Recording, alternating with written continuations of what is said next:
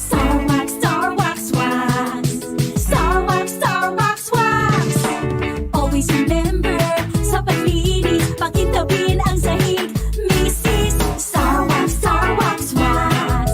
Kitang na to the max. Star Wax, ang #1 floor wax. May waterproof formula. Buhusan man ang tubig, balikin tabang sahig. Star Wax, Wax. Kitang na to the max, max, max. Star Wax Floor Wax. Manufactured by ACS Manufacturing Corporation. ISO certified world-class quality. ACS. ACS Kwarta Extravaganza. Narito na ang inyong pagkakataong manalo ng limpak-limpak na papremyo mula sa ACS Kwarta Extravaganza. Over 3 million in prizes ang ipamimigay nationwide. Tax-free!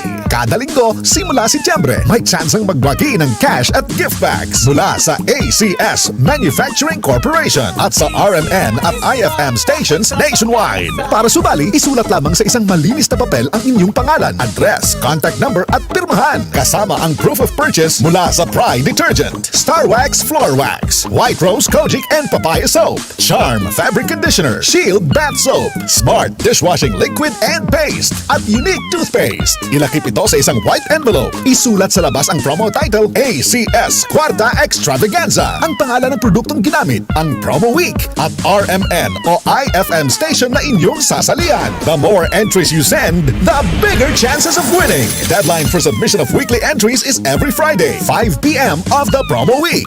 ACS Kwarta Extravaganza 2023. Hatid ng RMN at IFM stations nationwide. Kwarta Extravaganza. See posters and print ads for details. For more information, visit facebook.com/ACS Kwarta Extravaganza and rmn.ph. Promo period is from September 16 to December 16, 2023. Per DOH, FDA, CCH, UHSRR permit number 0753, series of 2023. Pagbasa sa Aklat ng Kawikaan, Kabanata 12, talata 1 hanggang 28, ang taong may unawa ay tumatanggap ng payo, ngunit ayaw mapaalalahanan ang matigas ang ulo. Si Yahweh ay nalulugod sa taong matuwid, ngunit sa masasama siya ay nagagalit. Ang makasalanan ay hindi mapapanatag, ngunit ang matuwid ay hindi matitinag. Ang mabuting babae ay karangalan ng asawa, ngunit kanser sa buto ang masamang asawa. Ang taong matuwid ay mabuting makiharap, ngunit ang masama ay bihira lang magtapat. Pumapatay ng lihim ang mga pangungusap ng masama, ngunit ang salita ng matuwid ay nagliligtas sa kapwa. Ang masama ay lubusang mapaparam at di na magbabalik, ngunit ang sambahayan ng matuwid mananatiling nakatindig. Ang taong matalino ay magkakamit ng karangalan, ngunit ang aanihin ng masama ay pagkutsa lang. Ang maralitang nagsisikap ay mabuting di hamak kaysa nagkukunwang mayaman, ngunit sa gutom nakasadlak. Kahit sa kanyang mga hayop ang matuwid ay mabait, ngunit ang masama kahit kanino ay sadyang mabagsik. Ang taong masipag ay sagana sa lahat, ngunit ang isang hangal sa yaman ay salat.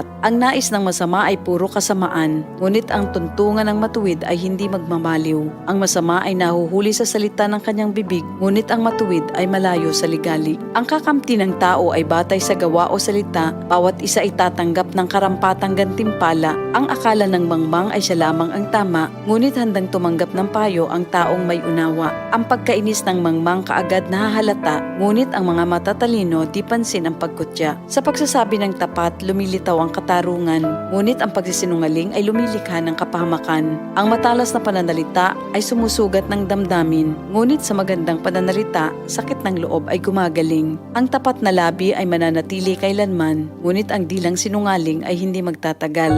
Ang nagbabalak ng masama ay mag-aani ng kapahamakan, ngunit ang nag-iisip ng mabuti magtatamo ng kagalakan. Ang kasamaang palad ay malayo sa matuwid, ngunit ang buhay ng masama ay puno ng ligalig. Namumuhi si Yahweh sa taong sinungaling, ngunit ang tapat ay ligaya niya at aliw. Di agad sinasabi ang alam ng matalino, ngunit kahangalan ay inihahayag ng mangmang na tao. Balang araw, ang masikap, ang mamamahala, ngunit ang tamad ay mananatiling alila. Nagpapahina sa loob ng isang tao ang kabalisahan, ngunit ang magandang balita ay may dulot na kasiglahan. Ang payo ng kaibigang matuwid ay isang gabay, ngunit ang daan ng masama ay tungo sa pagkaligaw. Hindi makakamit ng tamad ang kanyang hinahangad, ngunit ang masikap ay laging may magandang hinaharap. Ang matuwid na landas ay patungo sa buhay, ngunit ang maling daan ay hahantong sa kamatayan. Ito ang salita ng Diyos. RMN sa Metro Manila, DZXN. Radyo Trabaho, DZXN. ang tunay na gabay sa hanap buhay.